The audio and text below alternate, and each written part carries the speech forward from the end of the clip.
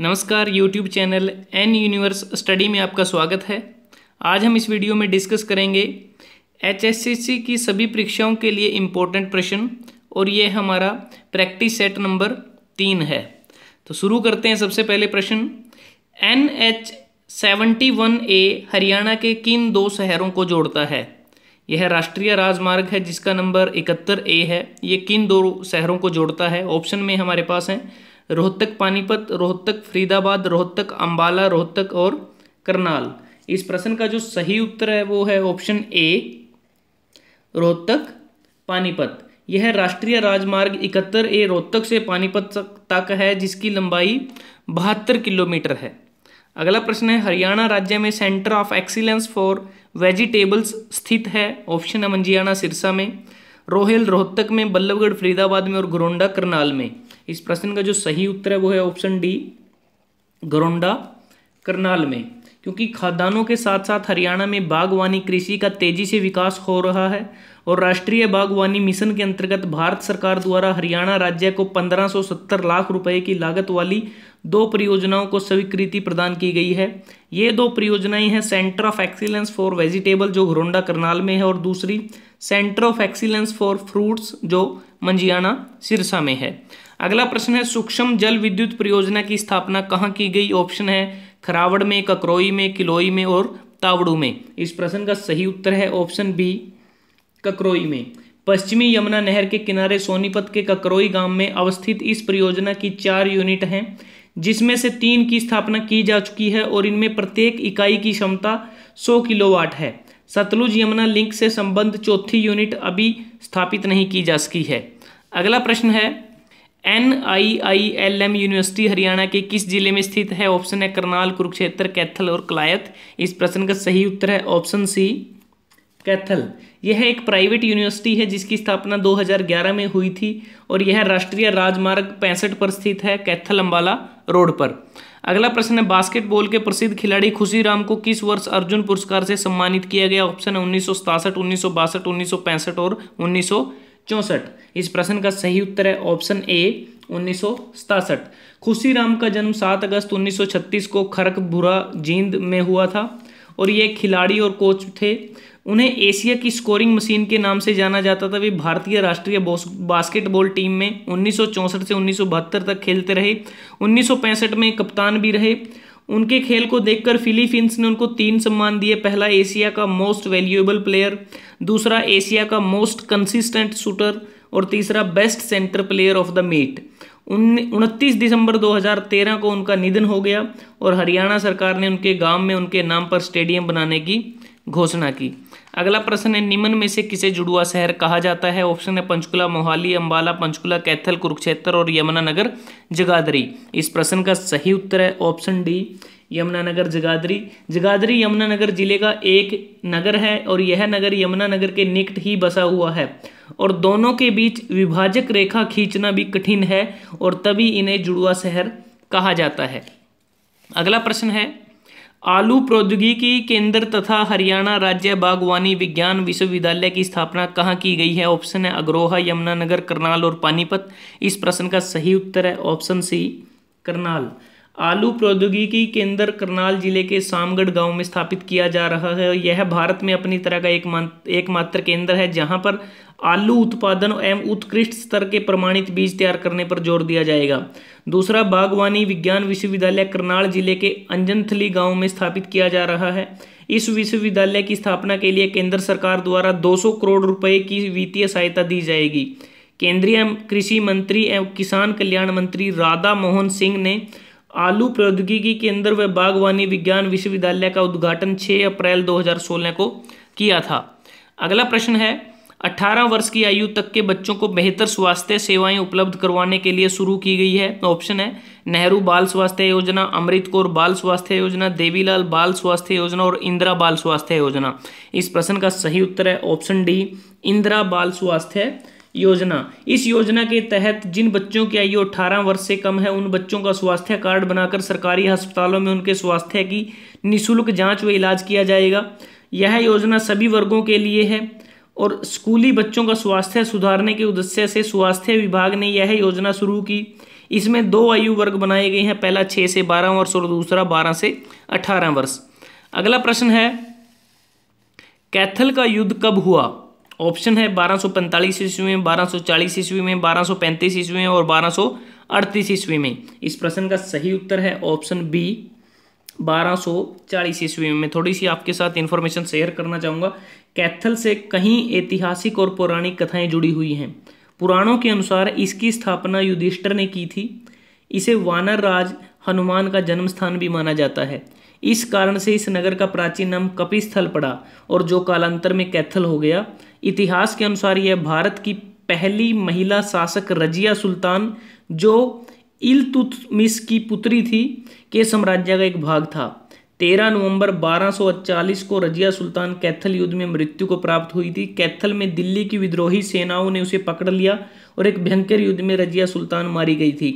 और एक अन्य मान्यता के अनुसार यहाँ के स्थानीय लोगों ने उसे मार डाला था और मृत्यु के बाद उन्हें यहीं दफना दिया गया था और आज भी उनकी कब्र यहाँ मौजूद है। अगला प्रश्न है, महाभारत काल से चला आ रहा नृत्य है। ऑप्शन है धमाल नृत्य, मंजीरा नृत्य, फाग नृत्य और झूमर नृत्य। इस प्रश्न का सही उत्तर है ऑप्शन ए धमाल नृत्य। मान्यता के अनुसार महाभारत काल से चला आ रहा यह नृत्य पुरुषों में ही प्रचलित है। इस नृत्य में ओजस्विता एवं वीरता की झलक मिलती है। बीनों, खंजरी, खड़ताल, तुम्बे, ढोलक, बांसुरी आदि की ध्वनि ताल पर थिरकता यह नृत्य महेंद्रगढ़ और झज्जर जिले में अधिक लोकप्रिय है। इसका आयोजन चांदनी रात में खुले मैदान में होता है। अगला प्रश्न है, कर्ण के किले के अवशेष किस स्थान से प्राप्त हुए? ऑप्शन है कालका, करनाल, थानेसर और कलायत। इस प्रश्न का सही उत्तर है ऑप्शन सी थानेसर। अगला प्रश्न है, इब्राहिम लोदी का मकबरा कहाँ अवस्थित है? ऑप्शन है पानीपत, सोनीपत, पलवल और रेवाड़ी। इस प्रश्न का सही उत्तर है ऑप्शन ए पानीपत। यह स्थान इब्राहिम लोदी की कब्र पानीपत के तहसील कार्यालय के निकट है। सन 1526 में इब्राहिम लोदी ने बाबर के साथ पानीपत का प्रथम युद्ध किया था, जिसमें उसकी पराजय हुई और वह मारा गया। युद्ध स्थल पर ही इब्राहिम लोदी को दफनाया गया था। इसीलिए इब्राहिम लोदी का मकबरा एक अहम स्मारक पर्यटक स्थल भी है। अगला प्रश्न है, विजेंद्र सिंह बेनीवाल किस खेल से संबंधित है? ऑप्शन है कुश्ती, हॉकी, क्रिकेट और बॉक्सिंग। इस प्रश्न का सही उत्तर है option D boxing. Vijender Singh Beniwal का जन्म 29 अक्टूबर 1985 को कालूवास गांव भिवानी में हुआ था और उन्होंने 2006 दोहा एशियन गेम में ब्रॉन्ज मेडल, 2007 एशियन चैंपियनशिप में silver medal, Melbourne Commonwealth game 2006 में सिल्वर मेडल और सबसे मेन बात बीजिंग ओलंपिक गेम जो 2008 में हुए थे वहां उन्होंने ब्रॉन्ज मेडल हासिल किया था। और उनको 2006 में अर्जुन अवार्ड से भी सम्मानित किया जा चुका है और राजीव गांधी खेल रत्न से भी उनको भारत सरकार ने सम्मानित किया है। अगला प्रश्न है, हरियाणा में एटलस उद्योग कहाँ पर है? ऑप्शन है गुरुग्राम, हिसार, सोनीपत और रेवाड़ी।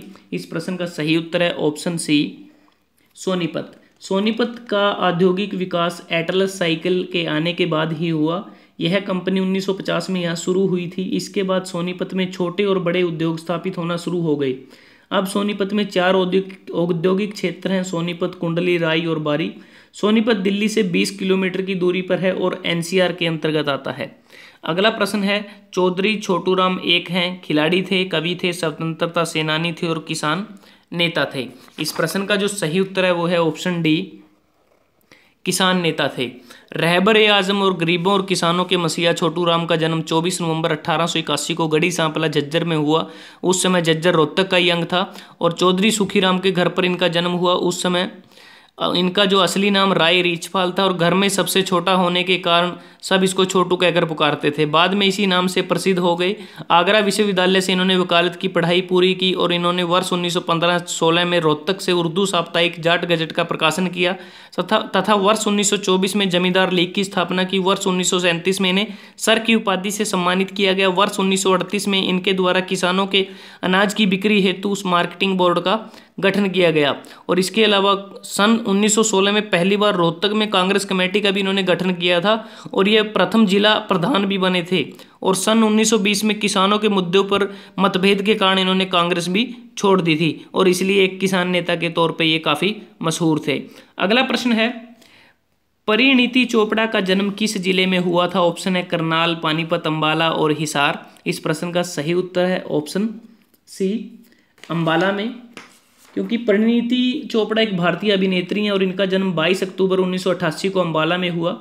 परिणीति चोपड़ा बैंक निवेशकर्ता बनना चाहती थी, लेकिन मैनचेस्टर बिजनेस स्कूल से त्रिक सनद सम्मान व्यापार वित्त और अर्थशास्त्र में प्राप्त करने के बाद वह 2009 की आर्थिक मंदी के दौरान वापस भारत लौट आई और जनसंपर्क सलाहकार के रूप में यश राज फिल्म से जुड़ गई और बाद में अभिनेत्री के तौर पर 3 फिल्मों में कार्य करने का समझौता किया। और ये प्रियंका चोपड़ा की चचेरी बहन हैं। इश्कजादे, ढिशुम, शुद्ध देसी रोमांस, लेडीज वर्सेस रिकी बहल, मेरी प्यारी बिंदु, ये इनकी प्रमुख फिल्में हैं जिसमें इन्होंने अभिनय किया है।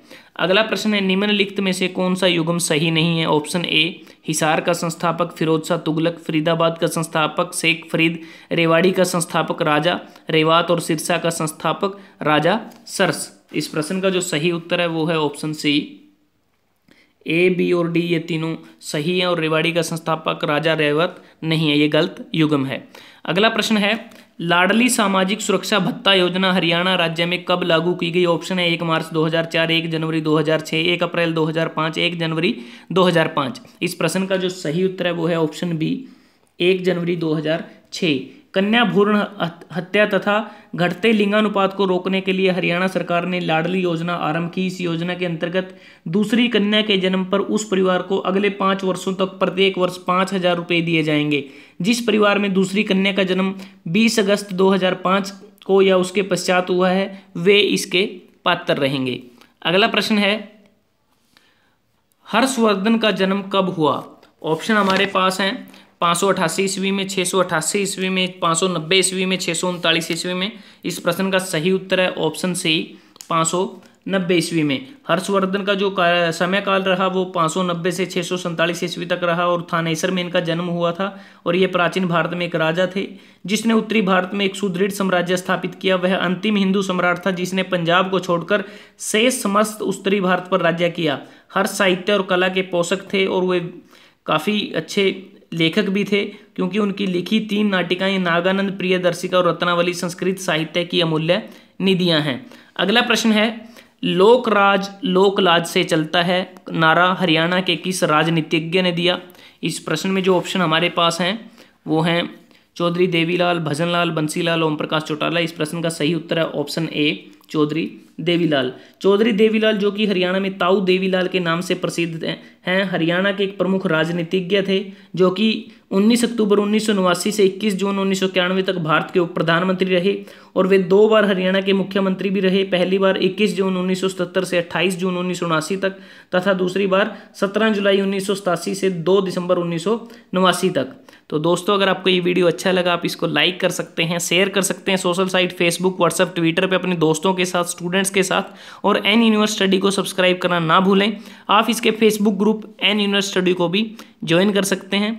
जल्द ही हाजिर होते हैं एक नई वीडियो के साथ। धन्यवाद, आपका दिन शुभ रहे।